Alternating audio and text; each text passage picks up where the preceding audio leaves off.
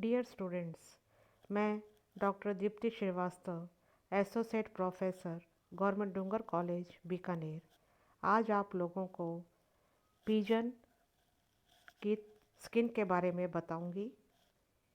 कबूतर की त्वचा। Skin of pigeon is dry, loose, hard and thin. It consists of the typical two parts, outer epidermis and inner dermis. Pigeon की skin सूखी, ढीली, कड़ी और पतली होती है।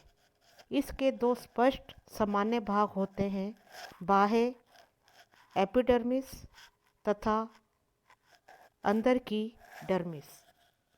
Epidermis. The epidermis is made of several layers.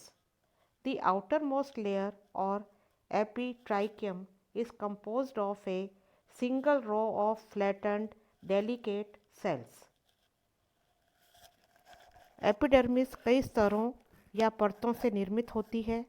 सबसे बाहरी स्तर या एपिट्राइकियम एक पंक्ति में चपटी कोमल कोशिकाओं से बनती है।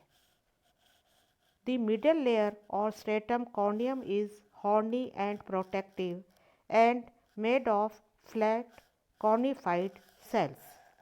मध्य स्तर या स्ट्रेटम कॉर्नियम की कोशिकाएं चपटी तथा श्रृंगी होती हैं। The inner layer called stratum germinativum or stratum malpighi is made up of large cylindrical and actively dividing cells. अंदर की स्तर की कोशिकाएं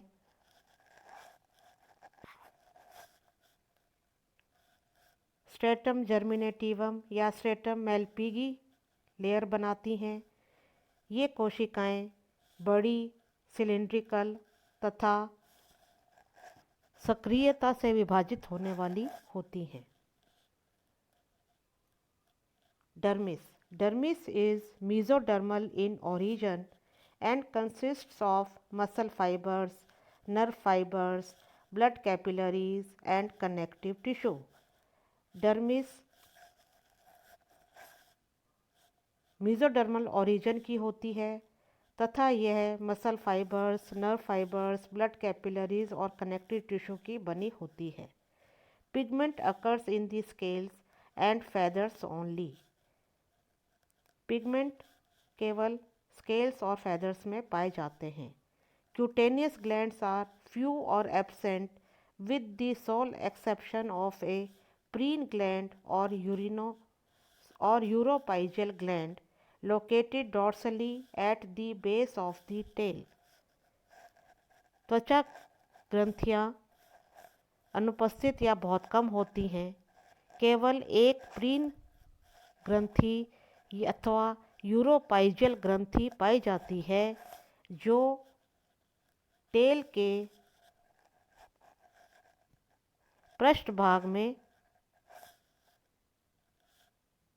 टेल के आधार पर उस पृष्ठभाग में उपस्थित होती है। Its only secretion is used to smear the beak and the feathers to make them waterproof and shining.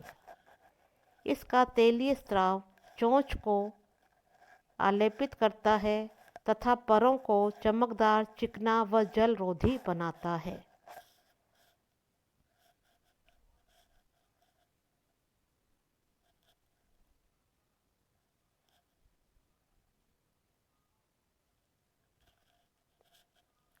Here we can see the diagram of VS skin of pigeon. इस डायग्राम में हम पिजन की त्वचा का उदर काट देख रहे हैं। The outermost layer is epidermis and the inner is dermis. Epidermis is differentiated into epitracheum, stratum corneum and stratum germinativum. Dermis is made up of connective tissue, muscle fibers, blood vessels, nerve fibers.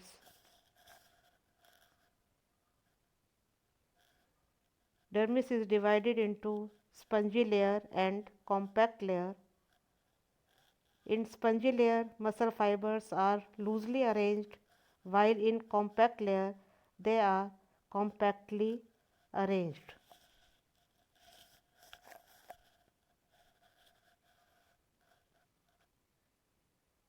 The special feature of the skin of pigeon is the presence of feathers.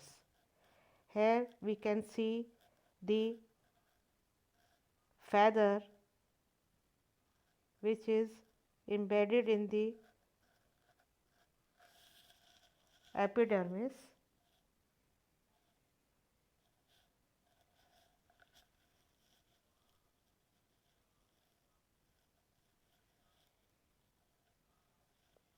Exoskeleton. Exoskeleton of birds is purely epidermal and represented by horny claws, beaks, spurs, waves, scales and feathers. First, claws and beaks. Reference has already been made to the claws and beaks of pigeon. They are horny exoskeletal derivatives. They are variously modified in different birds. Beaks are used during ingestion, preening of feathers, and fighting. Claws are used for perching and walking. Birds का बाह्य कंकाल पूर्णतः epidermal होता है, epidermis से बना होता है तथा यह हॉर्नी क्लॉज यानी कि श्रृंगी नखर, चोंच, स्पर्श, वेव्स यानी कि जाल, पाद जाल, स्केल्स, शल्क तथा परों द्वारा प्रदर्शित किया जाता है। फर्स्ट, क्लॉज एंड बीक्स, नखर व चोंच।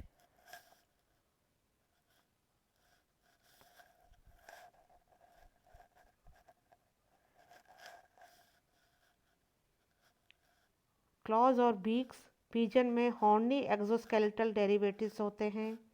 ये डिफरेंट बर्ड्स में डिफरेंट तरह से रूपांतरित होते हैं। बीक्स जो हैं वो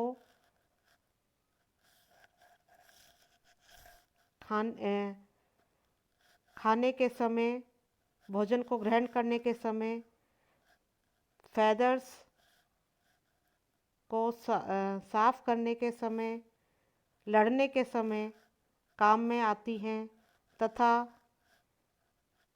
नखरों का प्रयोग पर्चिंग तथा वॉकिंग के समय किया जाता है। Next, Spurs. Spurs are not found in pigeons. A spur is a bony projections of tarsometatarsus in the male of certain species of birds. pigeon में स्पर्स नहीं पाए जाते। कुछ बर्ड्स की कुछ स्पीसीज में मेल में टार्सोमेटाटार्सस जो हाइंड लिम्ब की हड्डी है उससे बोनी प्रोजेक्शन के रूप में निकले रहते हैं, उभार के रूप में निकले रहते हैं। It may be sharp and pointed and remains covered by A horny scale-like epidermal sheath. The spurs are best developed in the gallinaceous birds, example fowls, and used for fighting. Spurs may also occur on the wings, Carpometacarpus in certain birds.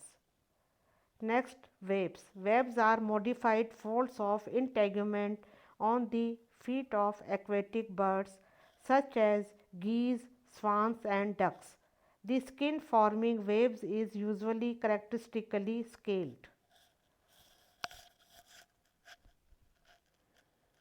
Webs या पाद जाल बत्तख, हंस या राजहंस जैसे जलीय पक्षियों की पाद की उंगलियों या पंजों की त्वचा का रूपांतरण होती हैं और ये प्राय विशिष्ट प्रकार से स्केल्ड या शल्कित होती हैं।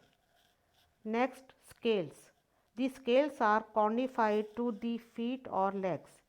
They are not dermal scales like those of fishes, but are epidermal scales of the reptilian type. They generally overlap and are formed in the same manner as those of snakes and lizards. Scales या शल्क कबूतर के पैरों या टांगों में ही पाए जाते हैं। ये मछलियों के समान डर्मल नहीं होते, यानी कि डर्मिट्स के डेरिवेटिव नहीं हैं या डर्मिस से नहीं बनते, जब बल्कि यह रेप्टाइल्स की भांति एपिडर्मल होते हैं। ये शल्क प्राय परस्पर ओवरलैपिंग करते हैं और छिपकलियों एवं सांपों के शल्कों के समान ही उत्पन्न होते हैं। Next, feathers. पर। A bird is often described as a feathered biped. The body of bird is invested with a close covering of feathers constituting the plumage. Feathers are supposed to be modified reptilian scales. किसी पक्षी को प्राय एक द्विपादी परदार जंतु के रूप में वर्णित किया जाता है। पक्षी का शरीर सघन परों के आवरण से ढका रहता है जो प्लूमेज बनाते हैं। शरीर के कुल भार का लगभग 6% प्लूमेज द्वारा निर्मित होता है। फेदर्स मॉडिफाइड या रूपांतरित रेप्टिलियन स्केल्स होते हैं।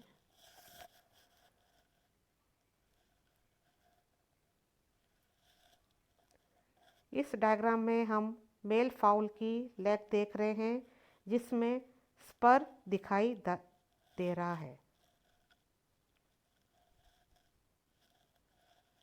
Feathers. The arrangement or distribution of feathers on the body is known as pterylosis.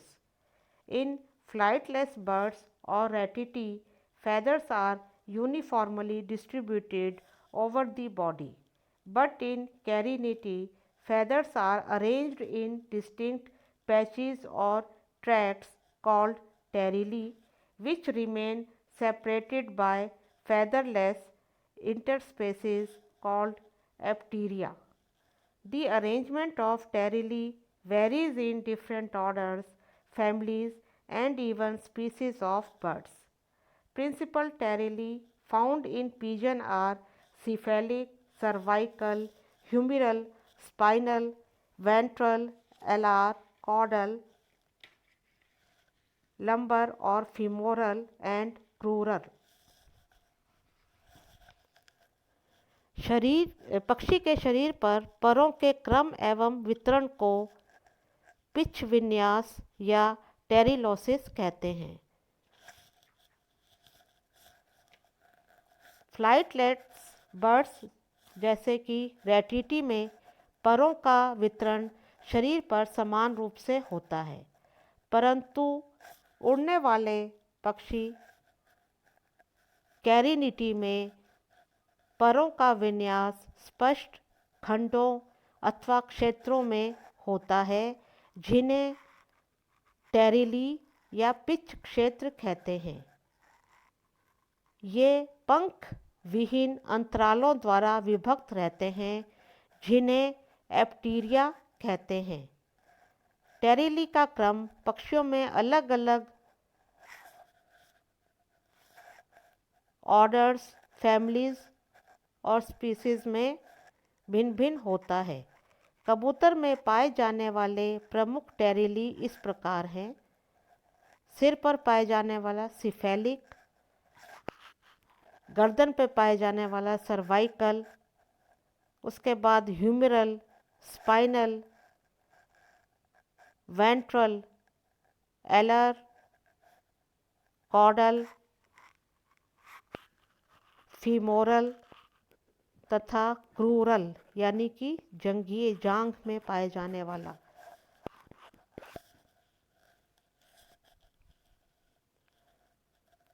यहाँ देखिए हमें डिफरेंट फेदर ट्रैक्ट्स दिखाई दे रहे हैं। पहले में पक्षी का वेंट्रल व्यू है और दूसरे बी डायग्राम में पक्षी का डॉर्सल व्यू। तो सिफेलिक ट्रैक या टेरिली, सर्वाइकल, एलार या विंग, स्टर्नल कील बीच में दिखाई दे रही है, वेंट्रल, फिर क्रूरल, कॉडल, उसके बाद डॉर्सल व्यू में ह्यूमिरल, टेरिला,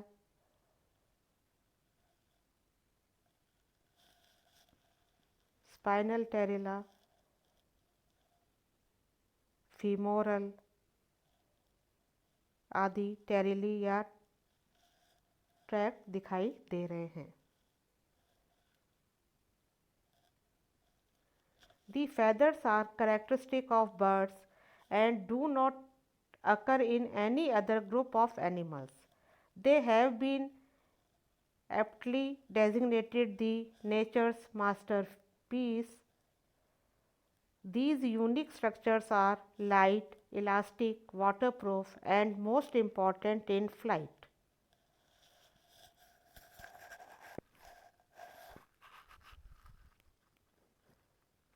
फेदर्स की उपस्थिति पक्षियों का एक विशिष्ट लक्षण है जो अन्य जंतुओं में नहीं पाया जाता। परों को प्रकृति की श्रेष्ठ कृति, नेचर्स मास्टरपीस के रूप में जाना जाता है। ये अनुपम रचनाएं हल्की, लचीली, जलरोधी व उड़ान में विशेष सहायक होती हैं।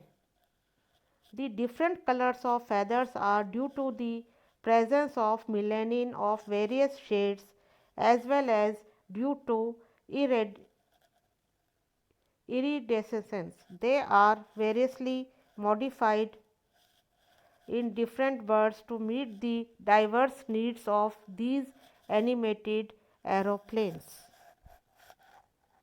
परों के विभिन्न रंग अनेक आभाओं से युक्त मिलानिन की उपस्थिति और रंग दीप्ति की वजह से होते हैं। इन जीवंत वायुयानों की विविध आवश्यकताओं की पूर्ति के लिए विभिन्न प्रकार के पक्षियों के पर भी नाना प्रकार से रूपांतरित हो जाते हैं।